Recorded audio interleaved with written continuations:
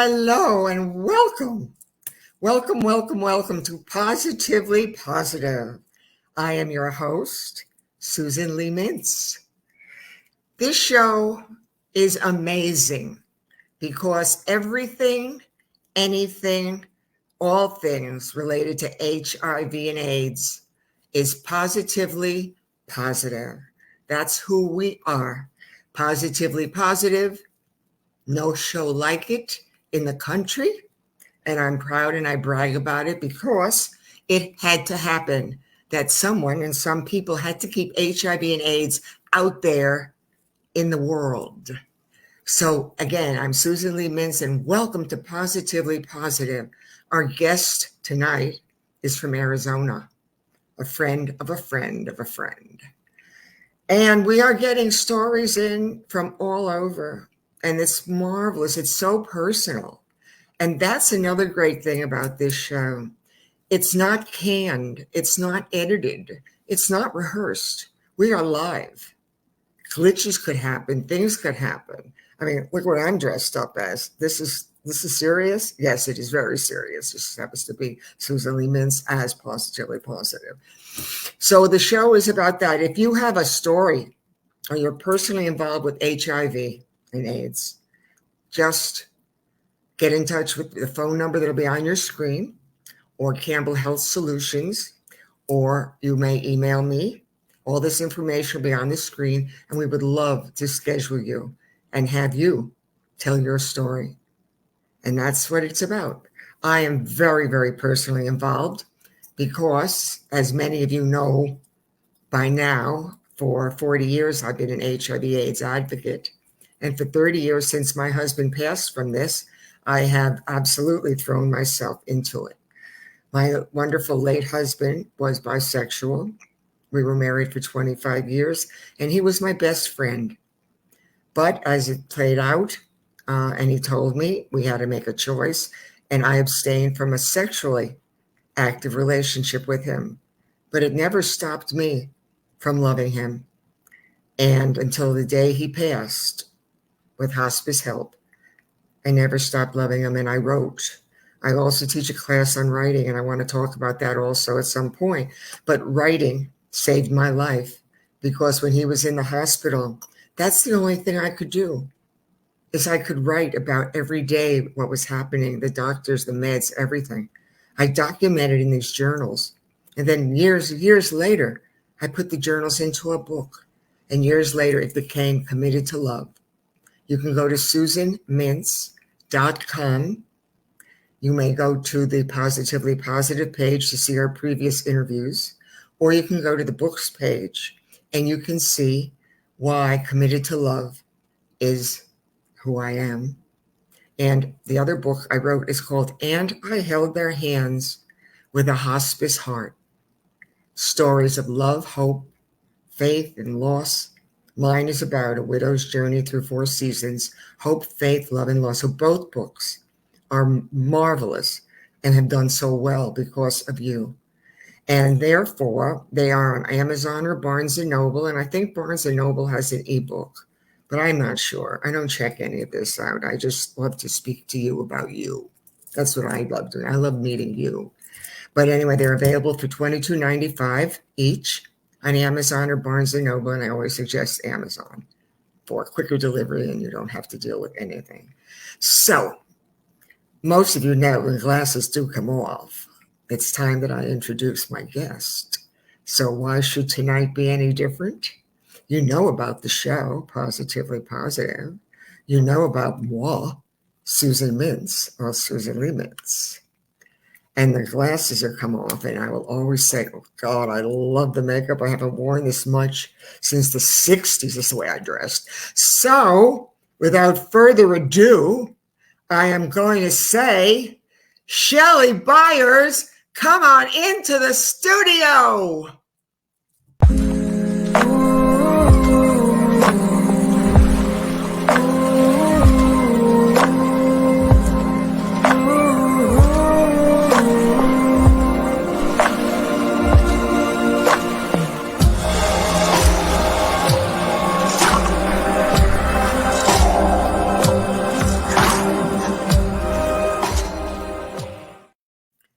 Hello, my friend of a Oh, friend of a friend. hello, how are you? Hi.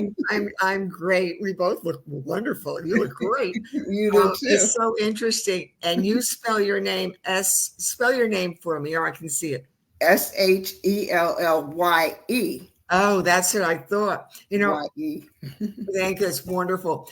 Tina Krug is your friend. Yes, she is. And Yes, she Tina was one is. of the first people on. We found each other on Facebook.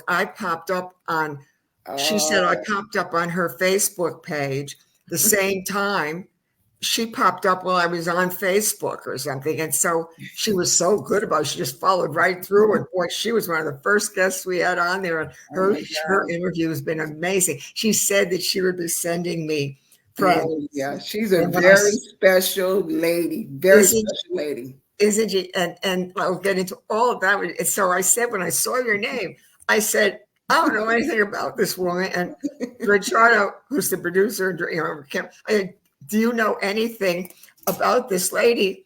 And he said, no, I don't either. So then I figured that this must be something here. I just have to delete something here. Forgive me. That's okay.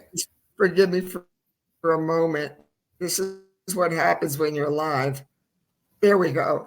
An interruption from McAfee Virus wanting me to install something. Not a chance, not on this show.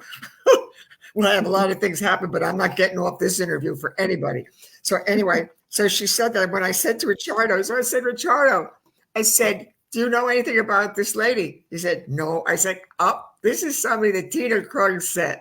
So Shellye Byers, welcome to Positively Positive. And it's so Thank nice you. to meet you. Thank you. How Thank you. where do you live in Arizona? I live in Phoenix, Arizona. I live in Right. Phoenix. You're in Yes. Phoenix. Yes, I live in Phoenix. I've been in Phoenix for 22 years now. Oh, so Almost. you were born there. No, I grew up in the Washington, D.C. area. Right, that was a joke.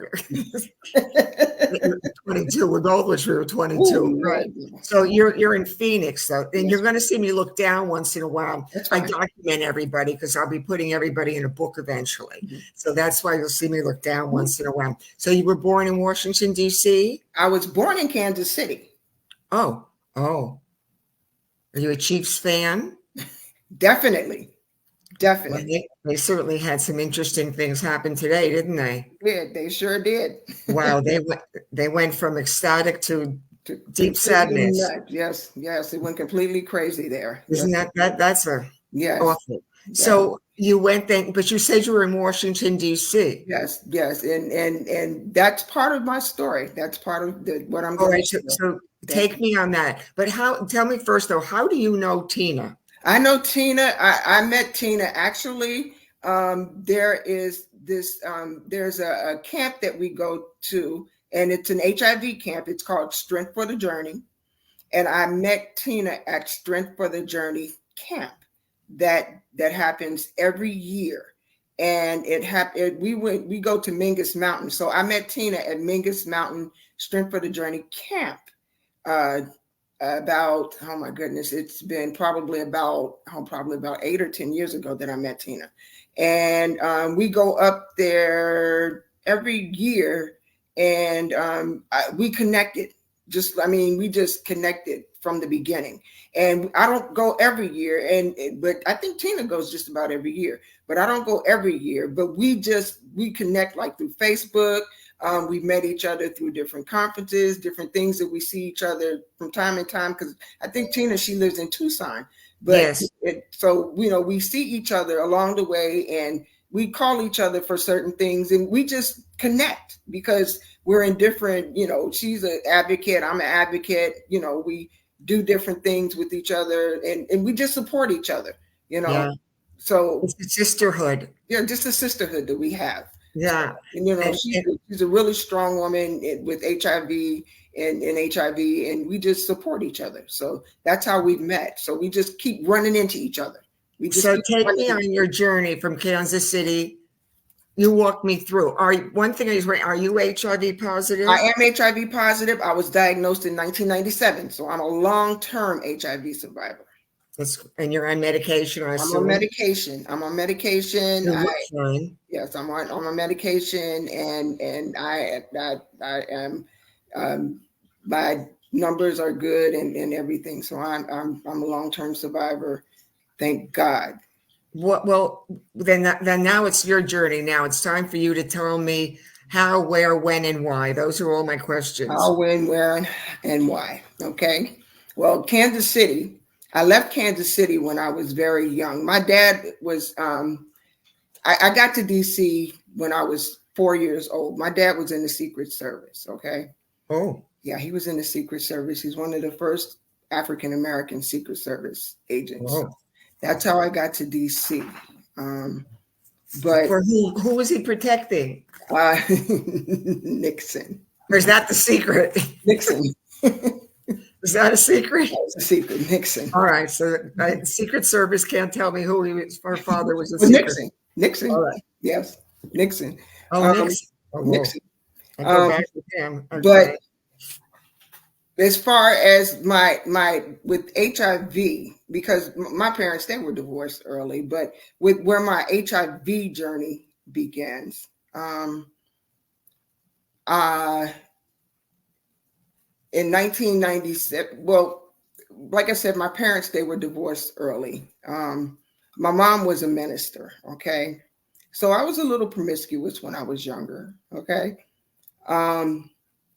But I had 2 young children, and after I had my daughter, biological daughter, I kind of got myself together, and I adopted a young girl, and I decided that, it was time for me to slow down and just do the right thing. And my dad, who was in the Secret Service, he came back to the Virginia area. I was still living in DC, and my dad came back in California, and he decided that he wanted to kind of help me to slow down.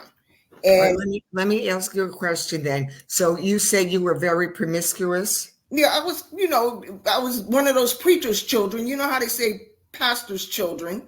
Yeah. They kind of, that preacher's child running wild type thing that they say. What year were you born? I was born in 1966.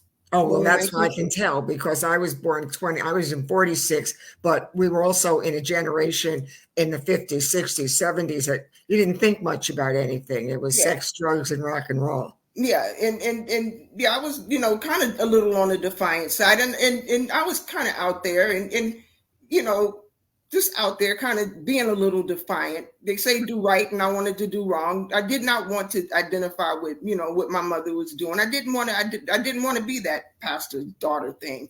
So I was just out there doing my thing, but I calmed down after I had my daughter.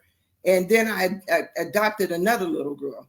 And, it was probably around 95 or so, and my kids were in school, and I was working.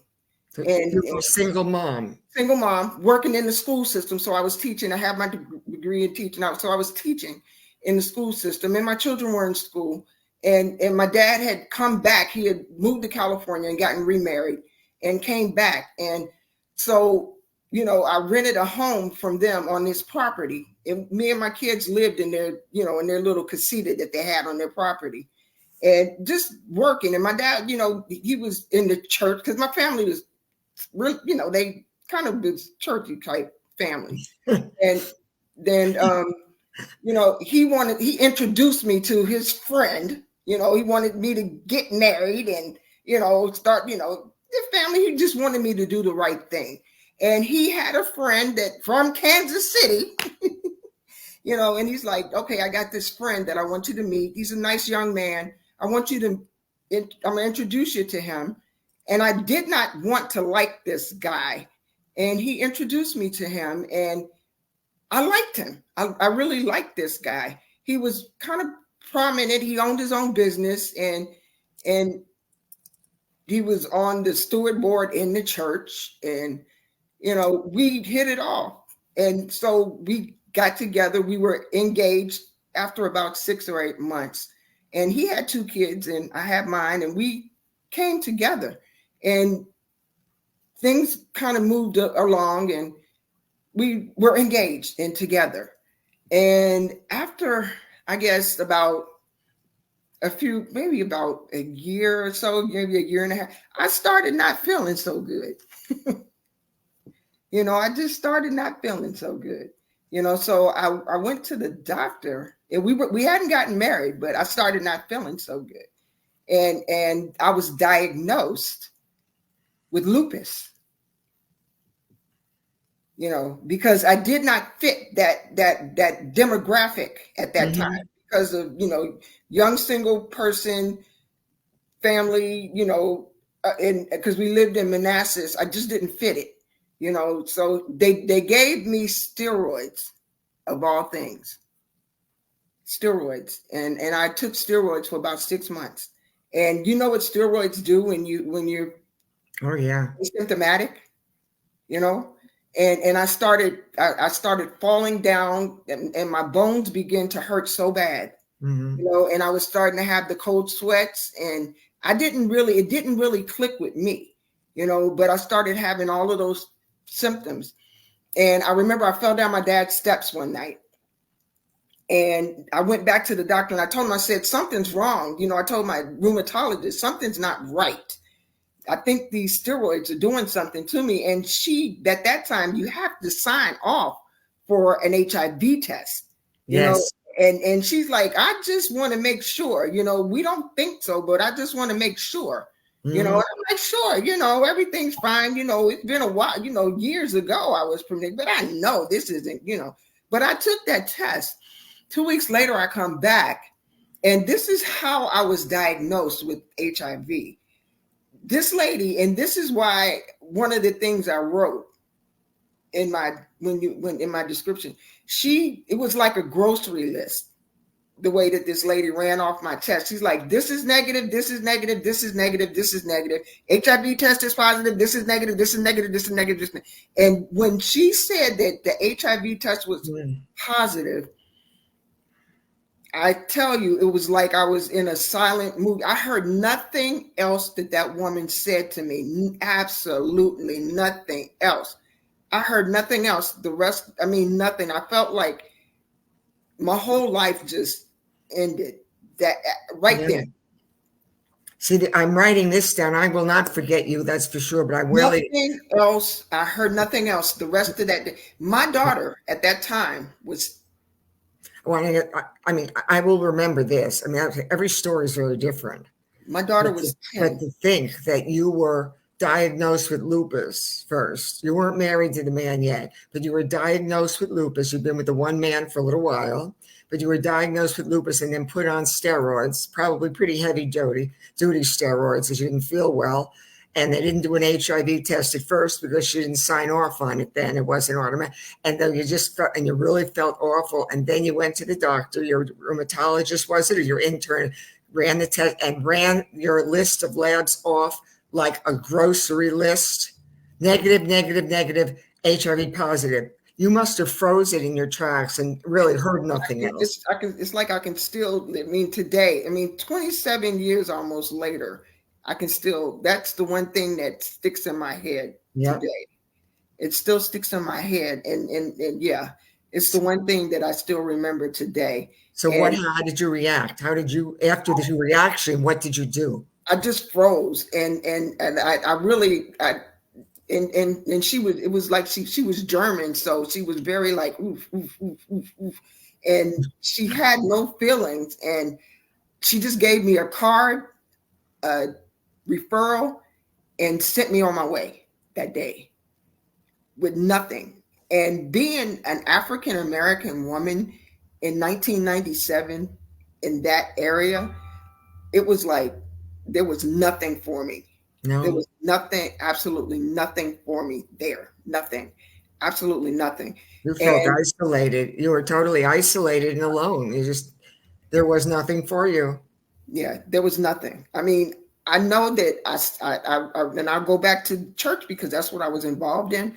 I sang with the group, and I remember musicians that had AIDS and they were dying, like they get diagnosed and they died. Yeah. Remember, I had children my baby was 9 at the time. My oldest baby was 9. My youngest one was 5 at the time. My children were babies. And all I could think of is that I was going to die when I walked out of there. And there was no support. There was nothing. And I had to get in a car and drive from Fairfax County back to Manassas, Virginia, and that was like 45 minutes, and it was just, my head was just so messed up, and I just didn't know what to do. I was just, for a couple of days, I was just in a daze. For a couple of days, you were in a daze. I was out of it. And did you ever do any drugs or alcohol during this time to numb the pain, or did you just? That's where I'm going with it. Oh, wonderful. It took me right back to where I was. It did. I just did that spiral down, and not only that, because I thought that I did it to him, because at the time I didn't even get to him, because he denied. I thought that I'd hurt him, because he denied the fact he said that it wasn't him. So I thought that it was from the time that I was way back then, because I was not educated on asymptomatic symptoms at the time. So now I know that the night sweats and the achy bones and all of that was the asymptomatic symptoms that he had given me. I knew that. I know that now. But then I didn't. The way that I found out that it was him was because one night I picked up the phone when his then boyfriend called the house. Oh my goodness. And before I could even say hello, he asked, "Hey, honey, when are we going to be able to get together again?" And then I had put 2 and 2 together. And that's when I realized, after 6 months, because this was 6 months of me thinking that it was because he would not go get tested. The steps when you're diagnosed positive, that you have to go through the health department, and you got to, the steps. Well, he refused to go get tested. Yeah. But he already knew that he was positive. That's why he wouldn't do it. And you didn't think of asking him, because you didn't think it was going to happen anyway, and he wouldn't have told you because he was bisexual, let's say. And he was doing it, yeah. And so I was so afraid that it was, I wouldn't press it because I didn't want to keep. But then when I did, I knew.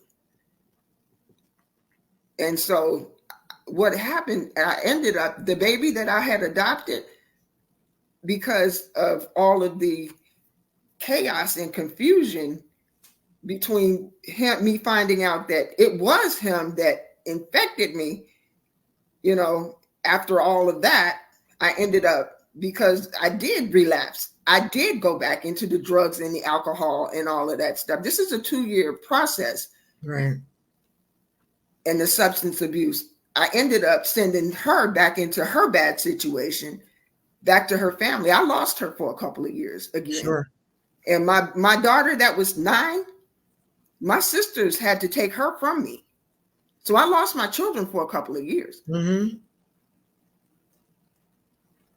Your story is very similar in that respect. When someone is diagnosed and it comes out of the blue, they're not expecting it at all. Yeah. And they spiral the way you want to numb the pain. You do start doing the drug. It's very familiar. That is a common thread that happens, especially back then, before there were medications and before you knew there were support groups and resources. That's very similar. Your children would be taken away. So you got clean, and then you.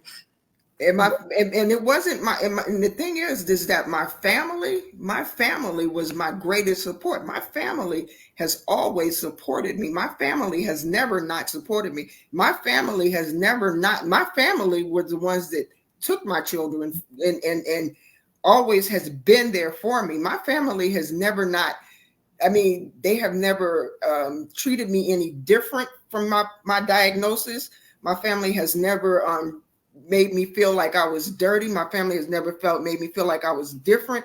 My family has never separated me. None of them. I have 4 sisters, and none of my sisters, they have protected me. They have, they'll hurt somebody and they still do. I mean, and so your support system was excellent, or your incubated support system was excellent. Your exterior one you didn't know, but your family at least, yes. You didn't feel a stigma with them. You felt like you were still okay. Yes. One other thing, whatever happened to the man? Whatever happened to that man?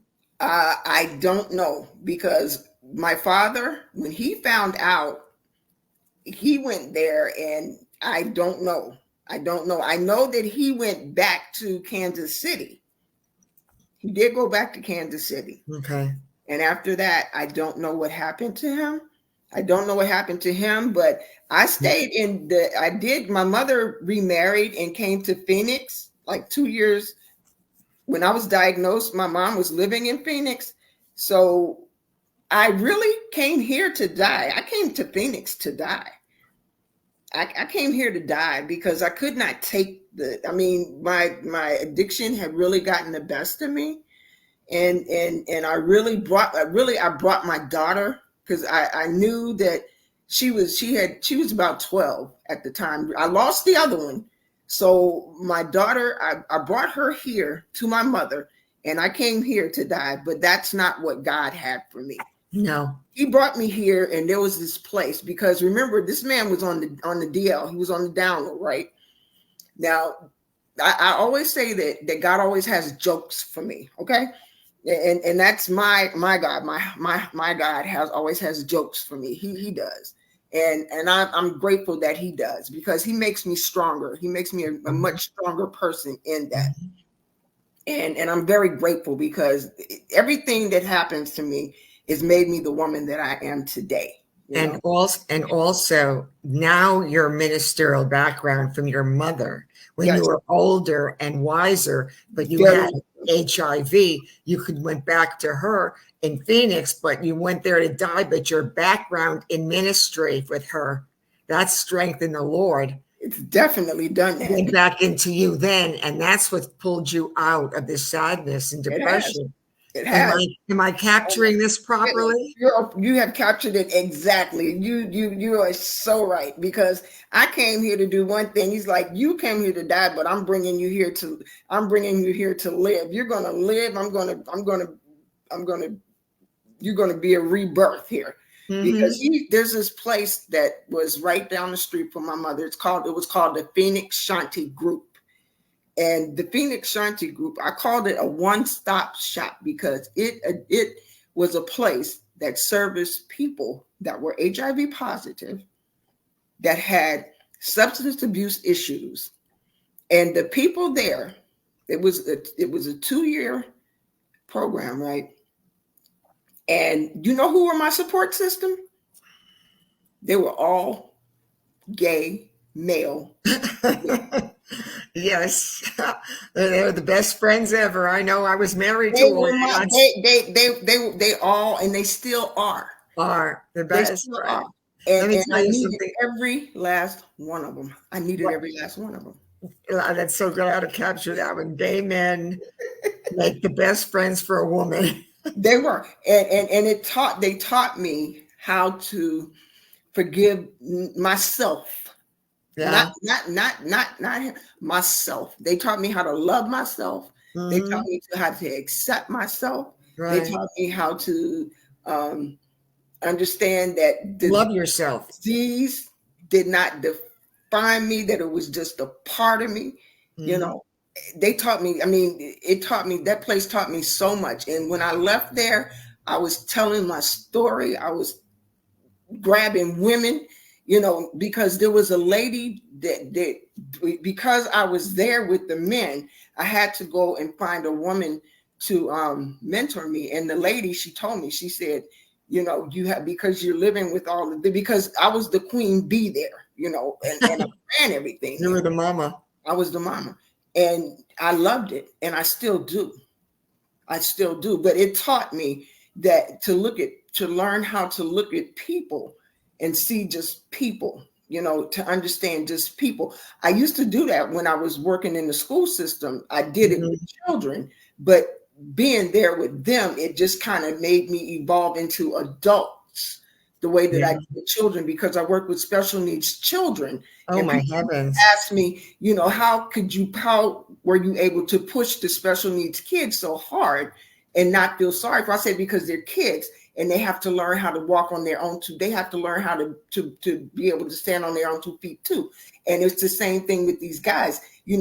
I just see people, and that's what I say. I see people, and I had to understand that I had to evolve that into adults too, and just see people. So today I understand that God just wanted me to understand and just see people, and understand that. And now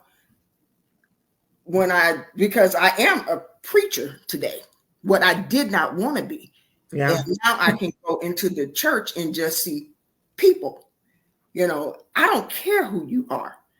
Does not matter. And because of my passion for people that are HIV positive, women, men, it doesn't matter, and to grab people, because remember I told you how that woman gave me my diagnosis. I don't want anybody to get a diagnosis and have to sit there and listen to somebody alone like I did. I don't ever want anybody to have to do that alone and have to walk through that by themselves again. Nobody deserves that. Did you ever think of not just going to Phoenix to die? Did you ever think of killing yourself? No, I never thought of that. I never thought of never thought of doing that. But it's amazing. As I said, I always think God has an amazing sense of humor. He made Jewish people. I mean, that's how I get away with it. I'm a Jewish believer, and I think God had a great sense of humor when this 78-year-old woman who's looking like this has a talk show and talks about HIV to everybody. But I always said, in my book, and on every interview that I've had done on me, which has been a lot, I always say my marriage was from hell, but my friendship was from heaven. He was my best friend. When I looked at him as my husband cheating and everything, I just wanted everything, as you would have felt. But when I looked at him as my best friend, and I heard God through me all the time saying, love him, stay with him, love him, stay with him, the whole time, I knew that he needed his best friend, no matter what it was going to be. Yeah. And when I said gay men, to this day, I think gay men are very rough on themselves. Yeah. But I think when women and men interact, it's an amazing relationship. Yeah. So this was a group home? This was like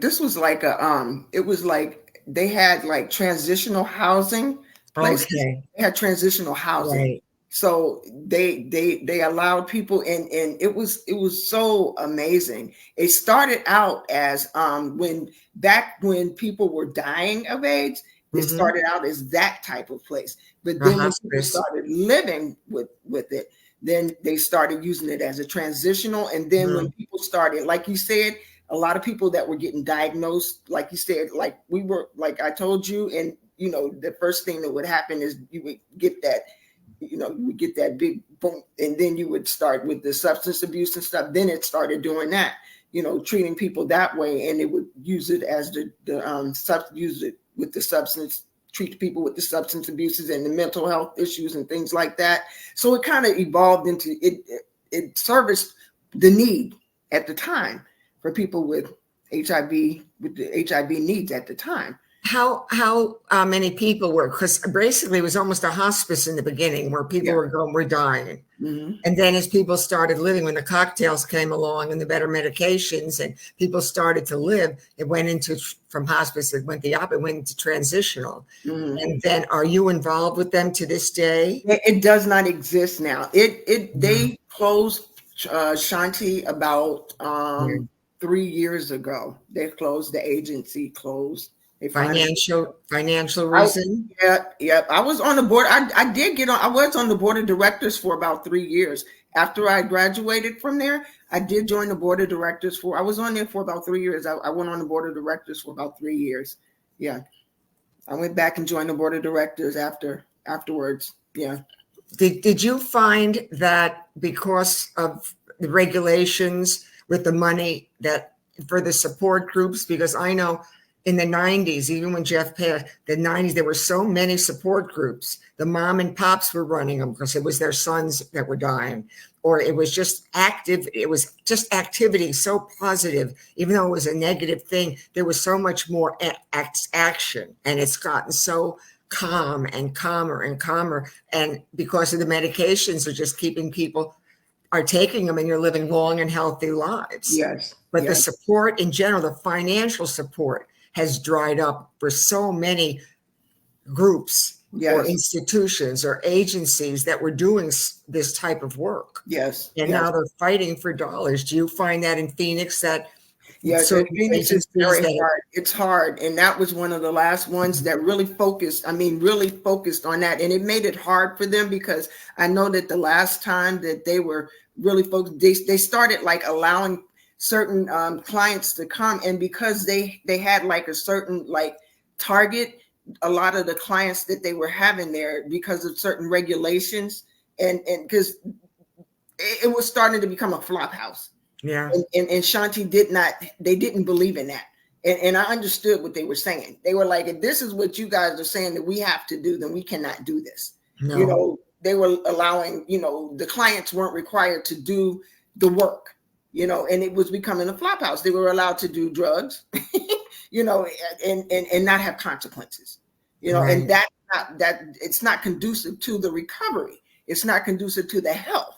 It's not conducive to the standards. They need, if they're going to be there, they need to have the counseling and the therapy that's needed. Yeah. They have to go to these classes. They're going to have to attend groups. They don't have to go group, but they can lay up in the housing all day and do nothing. No, that's not going. They can't do that. No, it's a school in a way. It's you have responsibilities. If you want to be here, you still have to be responsible. You can't sit around on the couch eating popcorn all day and be taken care of. But you learned through all of this.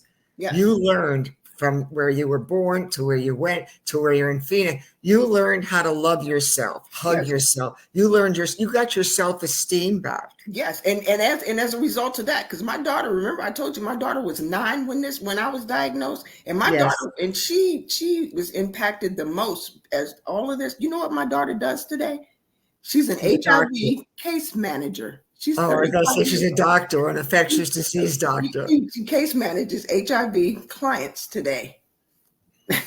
How old is she? She's 35. Does she live near you? She lives here in Phoenix, right up the street from me. Oh, that's wonderful. Oh, I'd love to have her on, have her too on. I would have her. I'll tell her that too, because I'd love to. Her story is very, it's profound, because she's walked through my journey, and she has that, she has a story of her own, because she's been through it with me, That's what I want you to do then. Please get her to call and get that link and get on and be a guest, because to have a case manager, what they handle, how they do, what is their protocol, that would be wonderful to have her personal journey, because it's not about all the exterior. This is a personal story. Mm-hmm. And so to have her tell it through mom's eyes, through her eyes, and now through her client's eyes, it's a decades-long period. Yes.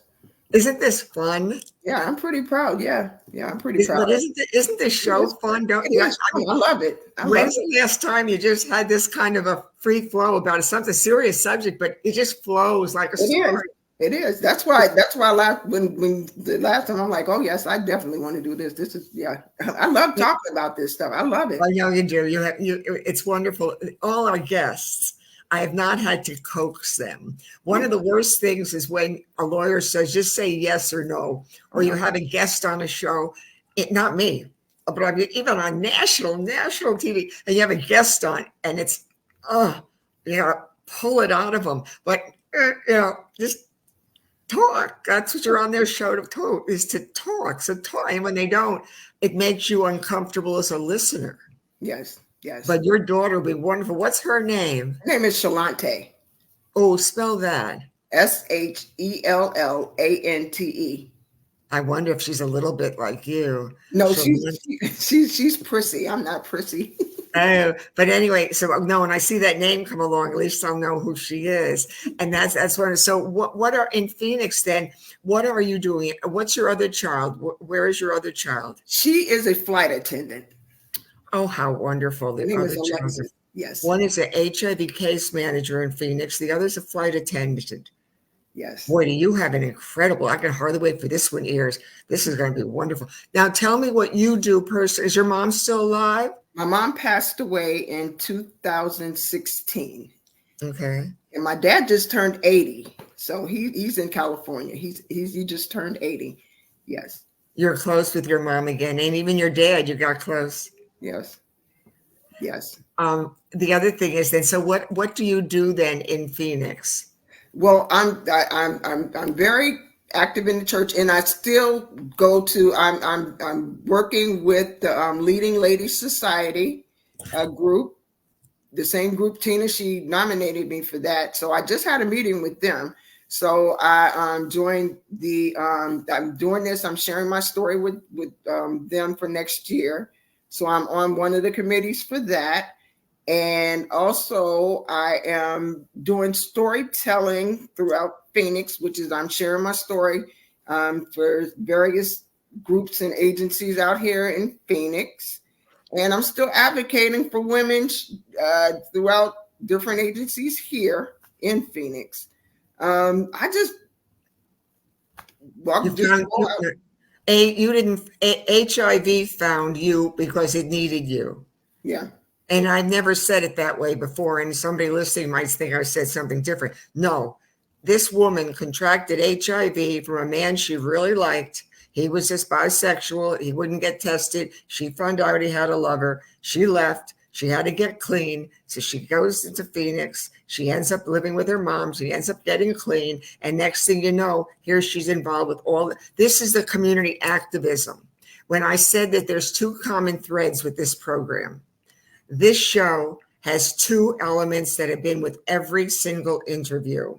One is it has to have a personal HIV/AIDS connection. And I don't care what it's about, but if it is HIV/AIDS, we want to hear your story. The second is community activism. And this is where I think HIV today is, it's getting active again like it used to be. Even a show like this, reaching maybe only 100 people listening. But that's 100 people who might say, it's time to act up again. It's time to put HIV out there again. It's time for people to know it hasn't gone away, but there are places to go and resources to get, and you don't have to die. You're not dying from it. You live a long and healthy life. I think activism is coming back because I know a show like this helps, but people like you don't stop. Yeah, I don't, because and my thing is this, and I'm gonna tell you something. I think my main thing right now is because I'm not afraid to go and I'm telling you, my challenge is the church. I'm telling you, my challenge is the church, and I'm not afraid to go into the church and talk about my status in there today. And I have done that a couple of times this year, and I make them very uncomfortable, and I don't care. Because I believe that happens there, and people don't want to talk about it in the church, and I don't care. This is a big one. Is your church predominantly African American Christian? They know that I'm positive, and they understand that. And guess who they come to when they have problems with their children? And they want somebody to talk to them about that. They come to me about that. And a lot of I just talked to one of the older members today, and she called me and talked to me about some things today. Because they know me, and they know that they trust me, and I try to, and I'm open about it. They know my status in my church, and I'm very grateful that God has opened up the door. That, like I said, a lot of people, it's amazing how they don't shun me that way, because even though they know my status, the people in my congregation, they're comfortable with me. And I'm in the pulpit with them.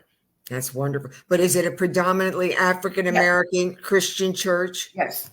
And you know, the thing is that I am also, I as I said, I'm a Jewish believer, but there's a handful of lighter skinned people who are there, but most of them are African American, Hispanic, and it's a real serious, real serious speaking in tongues church. I mean, it's big, and I love it.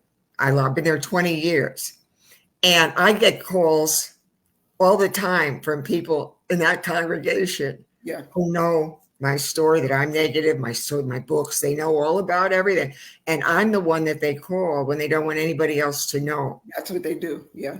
They know I'm negative because they know my choice I made with celibacy, and it's been 40 years, and they know my book's out there and people are reading it. So they know me, but they also know how I'm networked and how I can get people to people. And it's interesting that I probably know the secrets of some of the people there better than the pastor knows. Yeah. And I get that too. And I'm grateful. That's the door that he's opened for me. Yeah. And I'm very grateful for that. I don't take that lightly today. That's why I say that God has, he really has jokes for me. And I don't take it lightly. I'm grateful that has happened for me. Like I say, one of my mantras is I'm none the worse for the wear. I believe that, and I do. I'm none the worse for the wear. God has done things for me. He's put me in places, and people ask me, if would I change anything in my life? Oh, and I tell them, no, I wouldn't. And they said, even if you could not be I told them, I said, no, because this is what God intended. And right. I'm not the worse for the wear. I'm none the worse for the wear. I'm no, it hasn't, I'm okay. I never thought, I have 3 beautiful grandchildren that I never, ever thought that I would ever see, and God has allowed me to see my grandchildren. He's allowed that. I never thought that I'd ever see my daughter get grown, much less see my grandchildren come. So how do you see yourself in even a few more years? You run your own organization, or you just be like being on all board? I know you're probably as involved as Tina. Your story, as far as the faith and the involvement, is so much like Tina's, and women such as yourself. I know that God chose you because you're strong. You know that you had a purpose, and you just had to overcome such adversity to get to where you are. And all that adversity only made you stronger and has brought you to other people that you've been able to help. It's a really amazing journey when you don't give up. My goal really would be to have a nonprofit. I've been working to try to organize one, and I feel like that when that time comes, then God will allow it to happen. I'm working towards it, and it will happen when the time comes. I am working towards it bit by bit. Have you ever written your story out? I am writing a book, and it's called None the Worse for the Wear. Okay. Yeah. Very important, because I teach writing. I'm putting things, my sister is really, my baby sister, she's really on top of me about that. I'm going to Florida in April, and I have things written down, and she wants me to really have it together so that she can start she's going to start typing pieces. Yeah, if you need any help or a clue, I teach writing. I've taught it online, and I teach it all the time. People are always calling me again. How do you start? Just one step at a time, one word, one sentence, one paragraph. But just like we talked tonight, you can just even do it into a tape recorder and little by little. But if you need any help with that, or your sister wants any help or guidance, because I self-published both my books, and I've written a dozen more that I've not published. They're sitting in a drawer. But in general, if you need any help with writing, or you know anybody that wants to know how to, just have them email me, and you'll see my email. You can go to susanmintz.com and you'll see my email address. Of course, you probably have it anyway.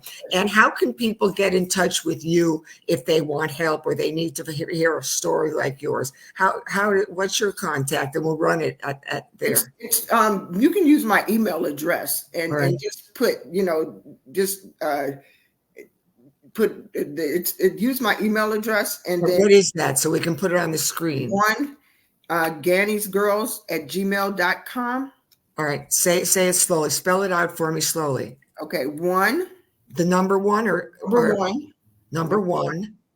G small g, A-N-N-Y-Z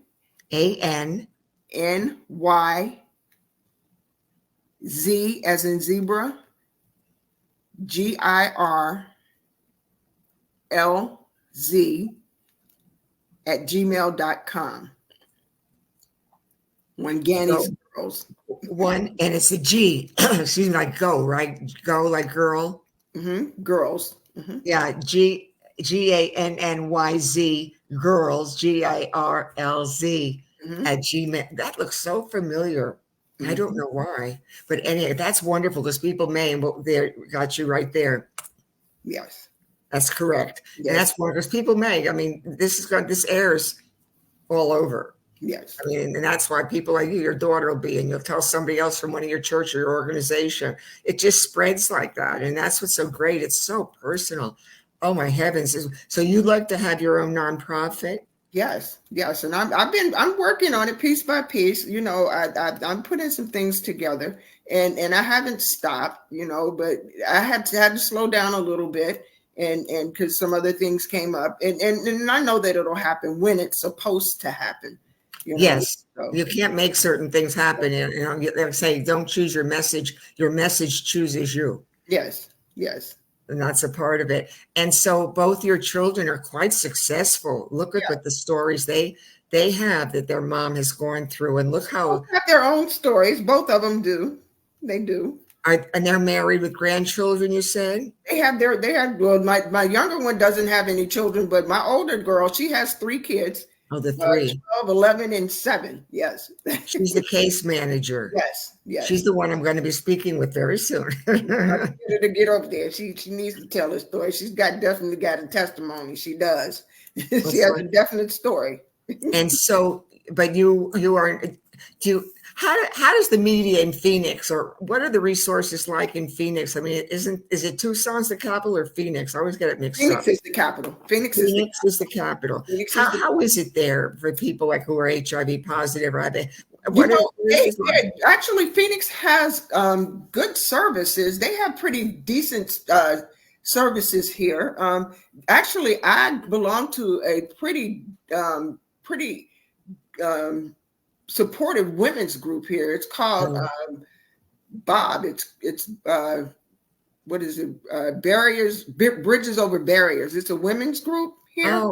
Women's support group here. We meet every other Thursday. What is the name of it again? That sounds familiar. Is that a national one? Are there branches everywhere? Or is that just Phoenix? This is in Phoenix. It's in Phoenix, and it's a women's group that meets every other Thursday. It's not a national group. It's a little group that we have, but we have pretty good we have pretty decent services here. Have you had the same doctor for a while? You're infectious. I have had the same doctor for a while. Is it a lady or a man? I have a lady doctor. I have a woman doctor. A lady infectious, and you're very happy with her. I'm pretty happy with her. With her. Now, what medication? I had a woman doctor before. She retired, and I had her for almost 15 years. I was definitely happy with her. Because there has to be with this as if any, let's say, serious condition, you have to have great communication. Yes. And if you don't have that, especially then, let's say in HIV, if you don't have that communication, then you better change doctors, because it's so multifaceted, and where it can hit, where it can be, to keep this and that. You have to have somebody. And what medication, I assume, what medication do you take? I take, I just switched medications. I take the new, what's the name of it? Oh my goodness. Is it a pill or a shot? Just a pill. I don't take the shot yet.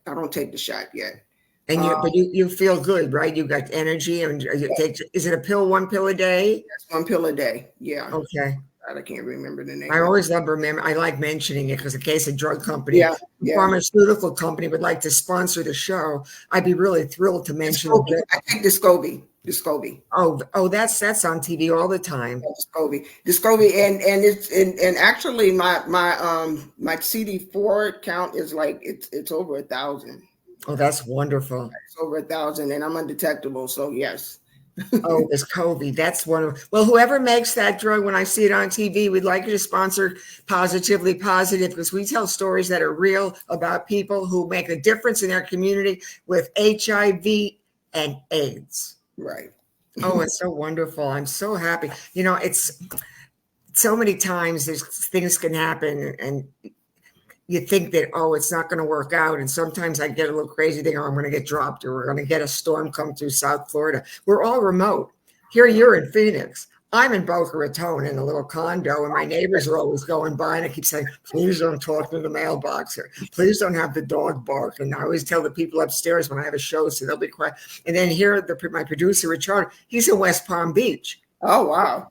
So we're all remote, and it works. I had a few glitches in the beginning, but we're really good. And I looked at you and I said, oh my heavens, you and I we're perfect. I just as soon as you came on, I said, thank you, Jesus. I said, this is wonderful.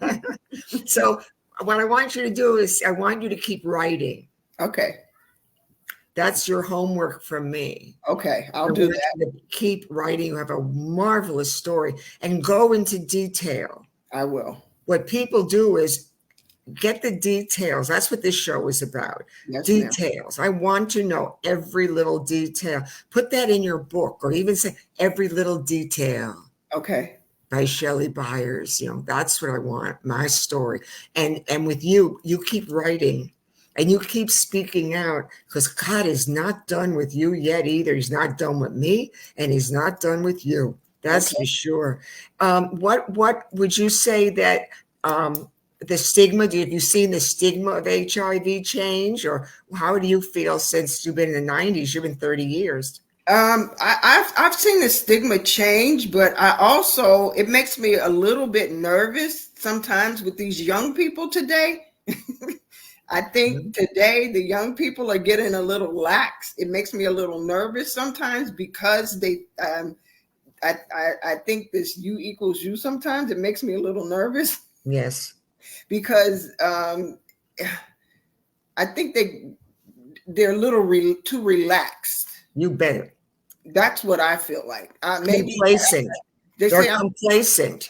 Yeah, maybe because they say that they call it a little old school. You can call it what you want to call it, as far as I'm concerned.